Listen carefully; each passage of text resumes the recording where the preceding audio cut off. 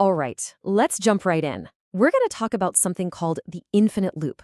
And it's a phenomenon that sounds, totally counterintuitive, but I have a feeling a lot of you are going to find it, well, incredibly familiar. I mean, it's a total paradox, right? You'd think more brain power should mean easier, faster, better decisions. But so often, the exact opposite is true.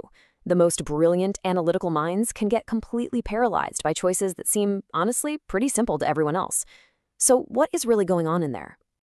To get to the bottom of this, we first have to understand the very nature of a highly analytical brain.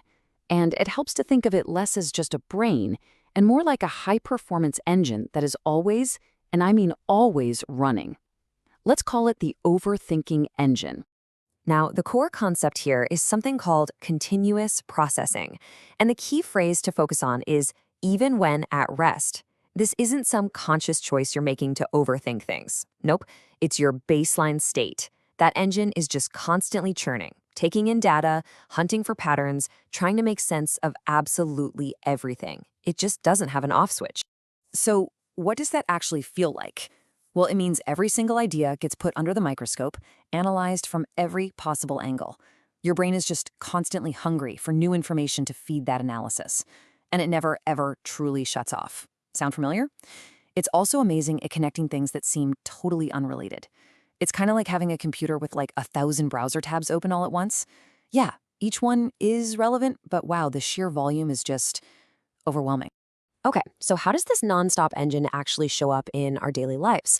Well, it has this one particular function it just loves to perform, replaying every single potential outcome over and over and over again. Let's use a real-world example to make this concrete. It's a big but pretty common decision. You get a new job offer. Now, for a mind that's running on continuous processing, this is not a simple yes or no question. Oh, no. It's the starting gun for a whole series of really complex mental simulations.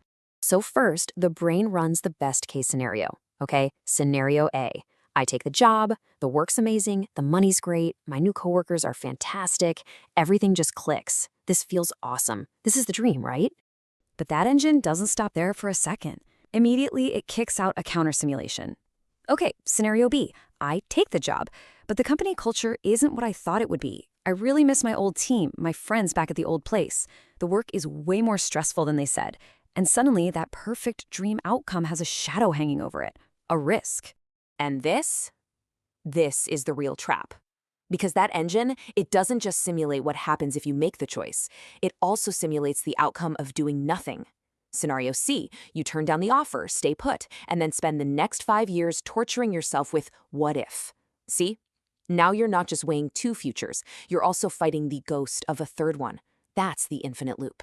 So when you combine that overthinking engine with its incredible ability to replay every single outcome, you get a state we can call the paralysis of possibility.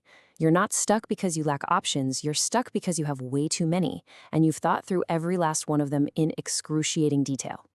And here's the crucial part. The whole goal of all this processing is to find the single best, most optimal, absolutely perfect path forward.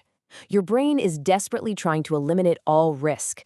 But by exploring every single branching path, every potential little downside, it makes the perfect choice seem like a complete fantasy. No single option can possibly survive that level of scrutiny. So what's the alternative to this overthinking engine? Well, you might call it the good enough engine. While the overthinking engine is trying to exhaust all possibilities to find that one perfect choice, and often just leads to doing nothing, a more pragmatic approach just scans the most important variables, looks for a workable solution, and then actually does something. One seeks perfection and gets stuck, the other seeks progress and moves forward. Now, after hearing all that, it'd be really easy to see this as a flaw, right? A bug in your mental operating system. But what if we've been looking at it all wrong? What if this isn't a bug at all? What if it's actually a feature? And this right here, this is the big aha moment, the key takeaway. What feels like this agonizing indecision, it's not. It's actually a side effect of a really profound strength, the ability to run these incredibly deep, complex, exhaustive simulations of the future. So your brain isn't failing to make a choice, it's actually succeeding at a much, much harder task, mapping out every single possibility. So that leaves us with the real question, doesn't it? How can you honor your mind's incredible power without becoming a prisoner to the very possibilities it creates? Well, the first step is exactly what we just did, just recognizing it for what it is, a feature, not a flaw. And from there, you can start to build strategies to manage it. Maybe set a hard deadline for a decision. Force the engine to finally land the plane, so to speak. Or you could consciously aim for a good enough choice instead of chasing that mythical, perfect one that, let's be honest, probably doesn't even exist.